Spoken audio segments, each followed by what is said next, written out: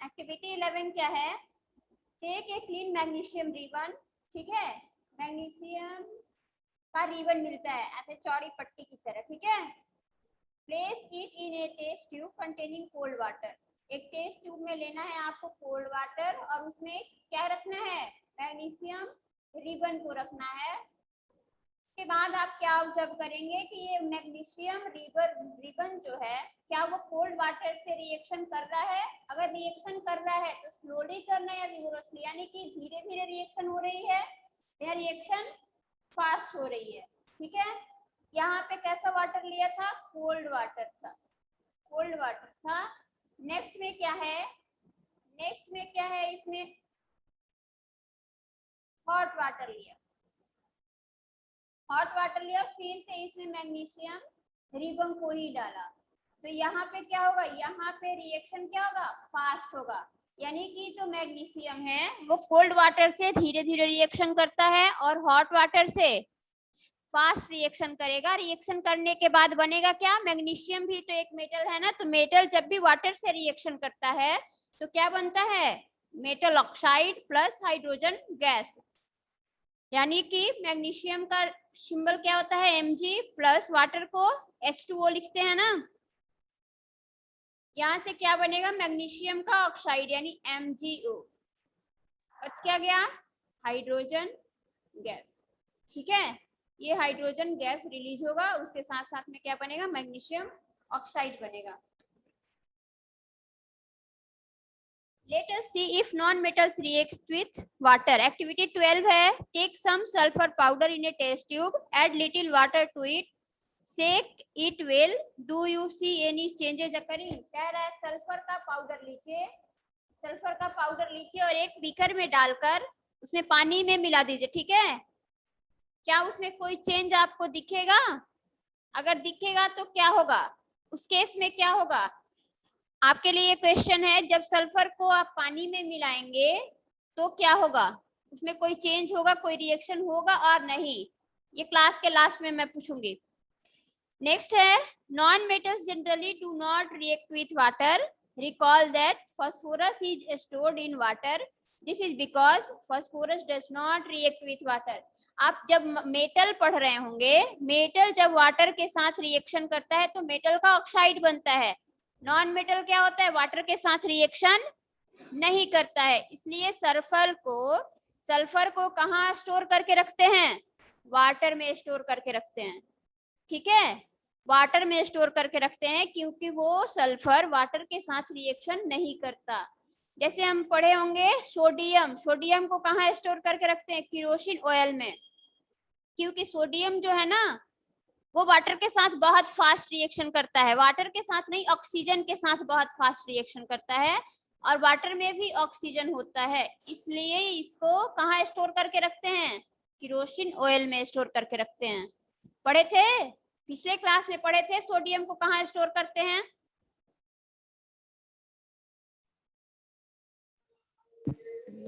Sodium को अगर हम खुले हवा में छोड़ देना थोड़ी देर में वो जलकर खत्म हो जाएगा, यानी रिएक्शन कर लेगा ऑक्सीजन के साथ, जो एटमॉस्फेरिक ऑक्सीजन है उसके साथ रिएक्शन कर लेगा। इसलिए कहाँ रखते हैं इसे? मिट्टी के तेल में, जिसे केरोसिन ऑयल कहते हैं। मैम कौन सा वाला? सोडियम? सोडियम एक मेटल है जिसका सिंबल है Na। वो तो पाउडर में आता है ना? किसी भी फॉर्म में हो वो रिएक्शन कर लेगा, ये पाउडर के फॉर्म में नहीं आता, ये पाउडर के फॉर्म में नहीं आता। नेक्स्ट है रिएक्शन विद डाइल्यूट एसिड, ठीक है। हमने क्या पढ़ा कि मेटल जब वाटर के साथ रिएक्शन करता है तो मेटल ऑक्साइड और साथ में हाइड्रोजन गैस रिलीज होती है। नॉन मेटल वाटर के साथ रिएक्शन नहीं करता। यहाँ पे एग्जांपल भी देखे, फास्फोरस को कहाँ स्टोर करके रख रहे हैं? वाटर में। वाटर में ऑक्सीजन गैस होता है या नहीं? वाटर में ऑक्सीजन गैस होता है या नहीं? बताइए। मैम होता है। यस होता है। नेक्स्ट है रिएक्शन विद डाइल्यूट एसिड।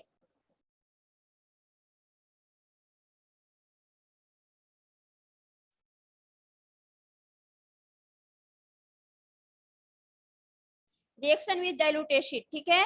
जब मेटल को एसिड के साथ रिएक्शन कराएंगे तो क्या बनेगा, मेटल को जब एसिड के साथ रिएक्शन कराएंगे, मेटल है यहाँ पे कोई भी एसिड आप लेंगे तो क्या बनेगा, उस मेटल का सॉल्ट बनेगा और उसके साथ में क्या होगा, यहाँ भी कौन सी गैस रिलीज होगी, हाइड्रोजन गैस रिलीज होगी।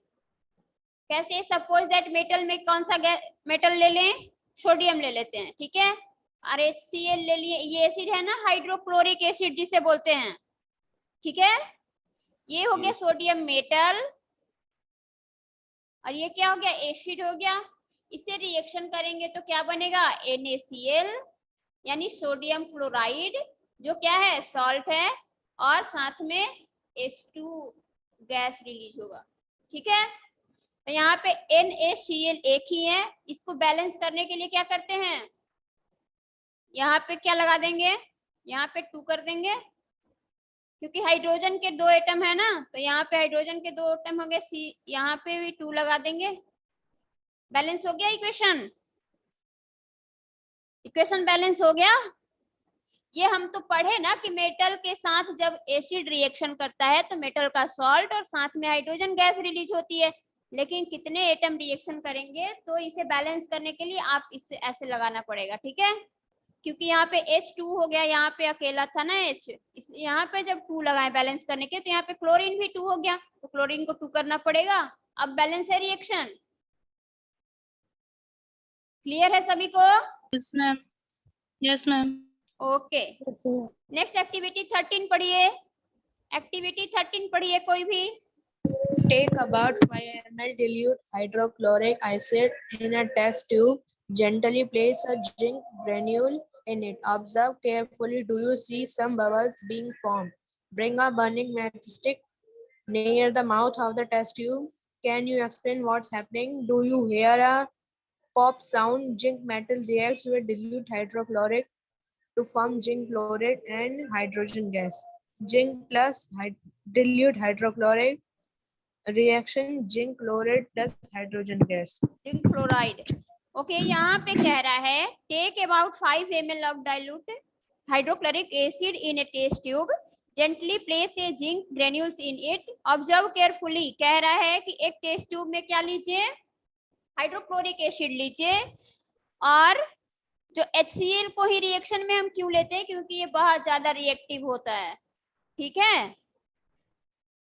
क्या कह रहा है कि हाइड्रोक्लोरिक एसिड लीजिए और उसके साथ में क्या रखिए, उसमें किसका ग्रेन्यूल्स डालिए, जिंक का, जिंक का, ठीक है।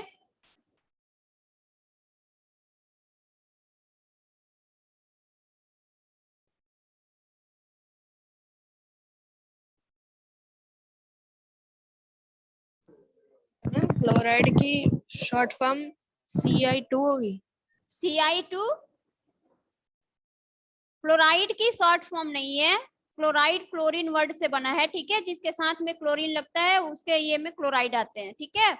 क्या है इस एक्टिविटी में, जिंक है और प्लस में क्या ले रहे हैं, HCl, ये रिएक्शन करेगा तो क्या बनेगा, ZnCl2 zinc chloride, zinc chloride बन गया, और साथ में क्या होगा, पॉप साउंड के साथ हाइड्रोजन गैस रिलीज होगा, तो H2, इसे भी बैलेंस करना होगा। कैसे बैलेंस करेंगे बताइए, बताइए इसे कैसे बैलेंस करें। यहाँ पे क्लोरीन 2 हो गया, हाइड्रोजन भी 2 हो गया, लेकिन इसमें 2 एक ही है ना, यहाँ पे 2 अगर कर देते हैं, अब ये है बैलेंस, अब ये बैलेंस है छाया, इक्वेशन बैलेंस्ड है। Yes ma'am. Shalini, yes ma'am. समझ में आ रहा है? Yes ma'am. ओके, नेक्स्ट है let us now see how non metal reacts with dilute acid. हमने वाटर में क्या देखा, मेटल के साथ वाटर रिएक्शन कर रहा है लेकिन नॉन मेटल के साथ रिएक्शन नहीं कर रहा है। अब तो मेटल तो रिएक्शन कर रहे हैं डाइल्यूट एसिड के साथ, अब देखना है नॉन मेटल के केस में क्या होता है इसके साथ में। एक्टिविटी 14 रीड करिए, एक्टिविटी 14 रीड करिए खुशी आप। Take a खुशी खुशी खुशी ऑन योर माइक।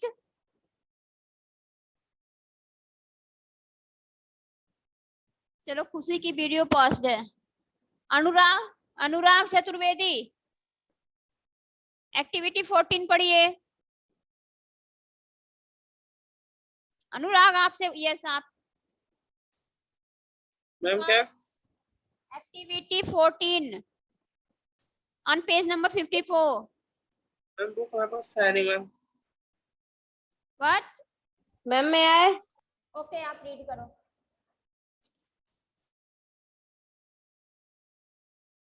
जल्दी करो। मैम आप स्क्रीन पे कर दीजिए ना मैम। मैम रीड करें। यस आप रीड करिए।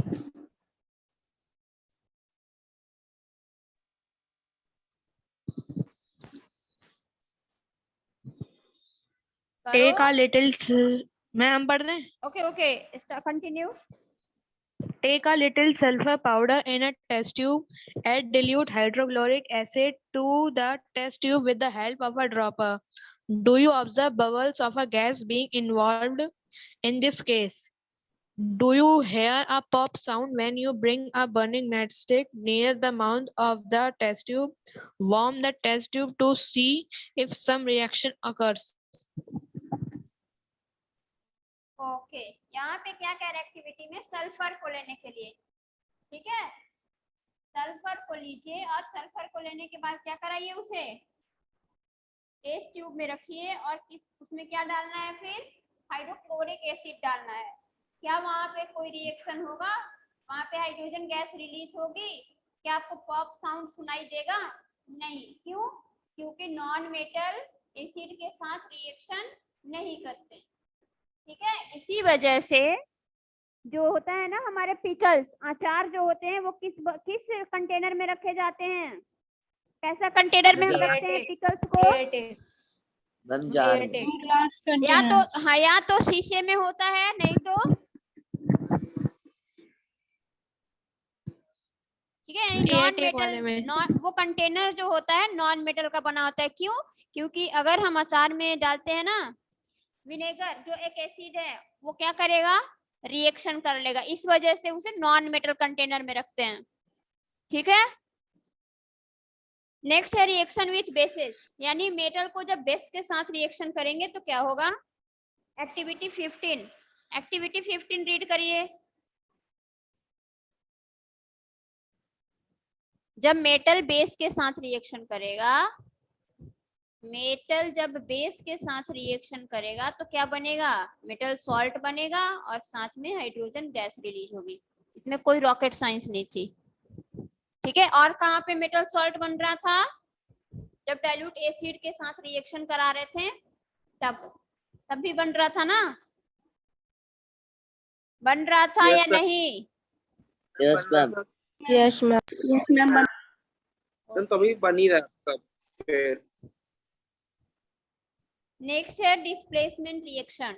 डिस्प्लेसमेंट रिएक्शन में क्या होता है? डिस्प्लेसमेंट रिएक्शन में क्या होता है? डिस्प्लेसमेंट मींस क्या होता है? डिस्प्लेस हो जाना, यानी एक जगह से दूसरे जगह चले जाना, यही होता है ना डिस्प्लेसमेंट मींस। उसी तरह से रिएक्शन में भी होता है। रिएक्शन में क्या होगा, अगर ये कोई कंपाउंड है, सपोज दैट NaCl है, ठीक है, ये क्या है, NaCl है, और उसके साथ में क्या रिएक्शन कराएं,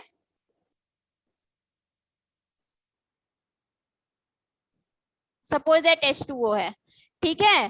तो इसमें क्या होता है डिस्प्लेसमेंट में, ये किससे किससे बना है, सोडियम और क्लोराइड से, और ये हाइड्रोजन और ऑक्सीजन से। अगर इसमें एक ज्यादा रिएक्टिव होगा, एक कम रिएक्टिव होगा, तो ज्यादा रिएक्टिव जो है ना कम रिएक्टिव वाले को डिस्प्लेस कर देगा और उसके प्लेस पे वो खुद आ जाएगा, ठीक है। डिस्प्लेसमेंट रिएक्शन में यही होता है, जो लेस रिएक्टिव होते हैं उनको डिस्प्लेस कर देता है कौन, हाईली रिएक्टिव जो होता है वो। इसे रीड करिए तो वंशिका, आप डिस्प्लेसमेंट रिएक्शन को रीड करिए। वंशिका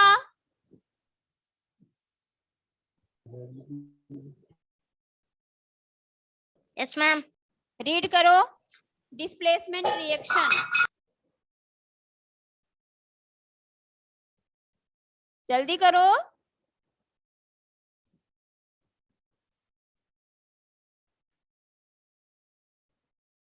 वंशिका,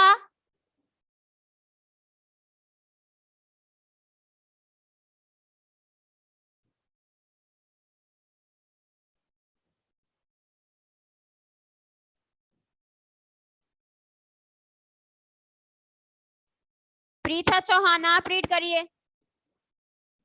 वंशिका की शायद नेटवर्क इश्यूज है। Preetha, Yes, ma'am.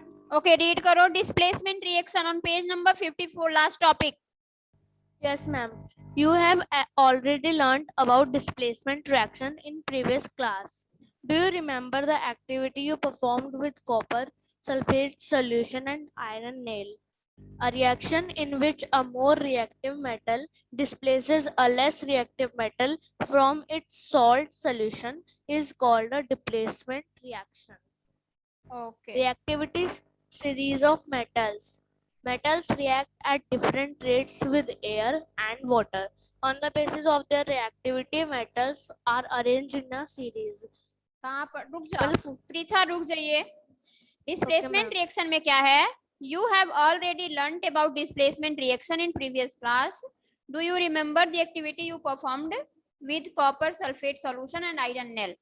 कह रहा आपने प्रीवियस क्लास में डिस्प्लेसमेंट रिएक्शन पढ़ा है, क्या आपको याद है? नहीं याद है तो जो एक्टिविटी आपने की थी उसे वो भी नहीं याद होगा, कहाँ से याद होगा?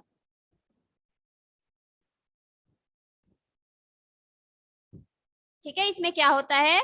A reaction in which a more reactive metal displaces a less reactive metal from its salt solution is called a displacement reaction.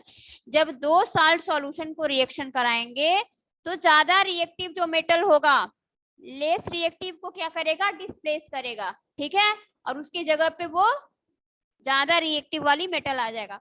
जैसे एग्जांपल है कॉपर सल्फेट CuSO4 और किसके साथ रिएक्शन हो रहा है? फेरस सल्फेट FeSO4, ठीक है। यहाँ पे कौन ज्यादा रिएक्टिव है बताइए? कॉपर ज्यादा रिएक्टिव है या फेरस ज्यादा रिएक्टिव है? ये आयरन का सिंबल होता है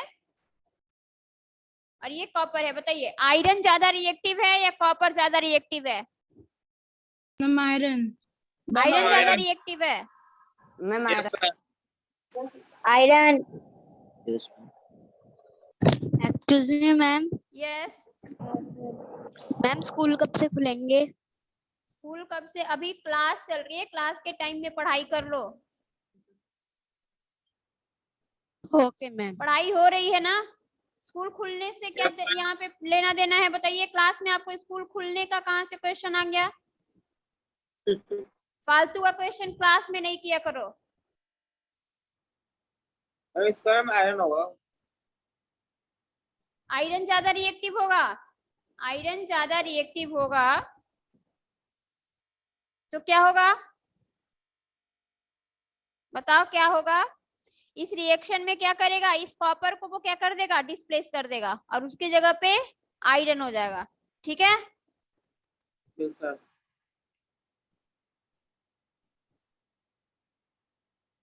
एक्टिविटी 16 है उसी पर। एक्टिविटी 16 है डिस्प्लेसमेंट रिएक्शन पर। डिस्प्लेस कर देते हैं।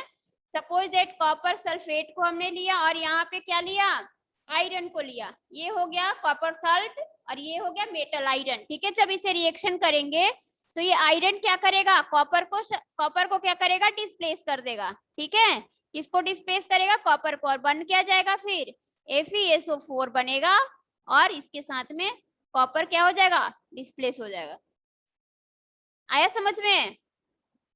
Yes, ma'am. बस बता दीजिए। बस please, sir. क्या? मैम एक बार बता दीजिए जो हम फिर से होता है ये वाला। जैसे देखो यहाँ पे कॉपर है और ये क्या है? आयरन है। अगर कॉपर ज्यादा रिएक्टिव होता, आयरन से ज्यादा रिएक्टिव होता कॉपर, तो क्या होता? आयरन सल्फेट बनता और कॉपर डिस्प्लेस हो जाता।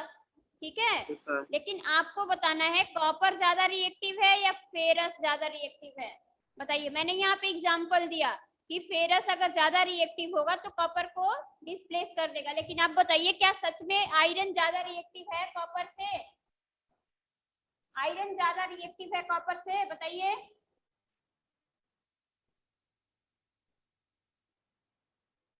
मैम कॉपर भी हो सकता है। कॉपर से आयरन ज्यादा रिएक्टिव है। ठीक है, कॉपर से ये ज्यादा रिएक्टिव है आयरन। आप देख लीजिए कौन सा सीरीज, टेबल 4.3 देखिए, उसमें दिया हुआ है रिएक्टिव सीरीज। ठीक है, रिएक्टिव सीरीज दिया हुआ है टेबल 4.3 में। कॉपर क्या है?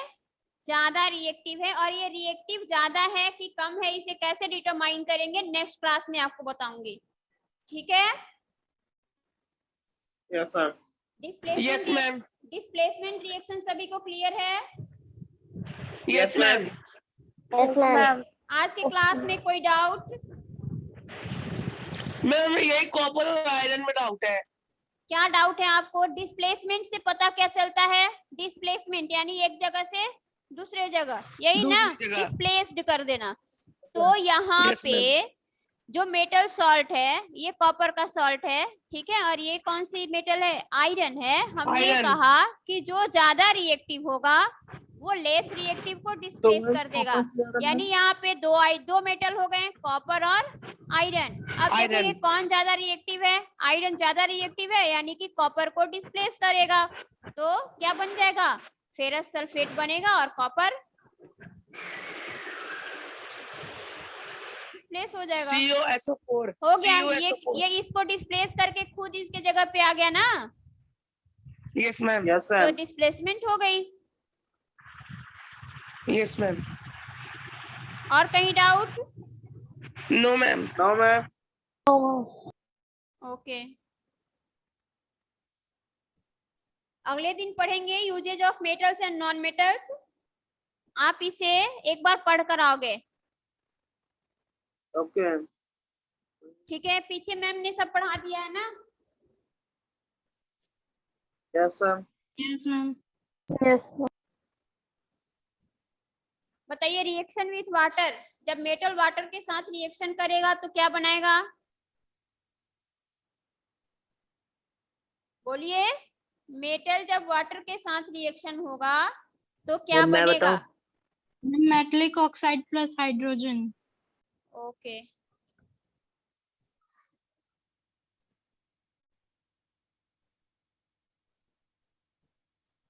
मेटल की फिजिकल प्रॉपर्टी बताइए। मेटल की फिजिकल प्रॉपर्टी, ये शालिनी बताओ। Ma'am, metals are malleable, ductile, it has brittleness, sonorous, lustrous, and brittleness good होता है? duct. मेटल ब्रिटलनेस होता है? No, ma'am. Okay, Ma'am, good conductor of electricity and heat. Okay, very good. अंतरिक्ष पांडे, अंतरिक्ष on your mic.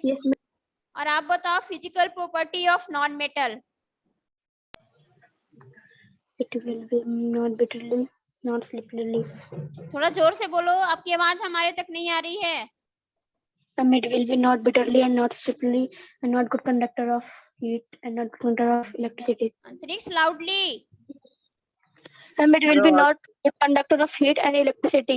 It will be not bitterly and आराम not से बोलो, slippery. Train नहीं छूट रही है। ओके, तान्या, तान्या आप बताओ, only one metal which is in liquid state at room temperature. Which metal is liquid at room temperature? Tanya आप बताइए कौन सा मेटल है जो रूम टेम्परेचर पर लिक्विड फॉर्म में पाया जाता है?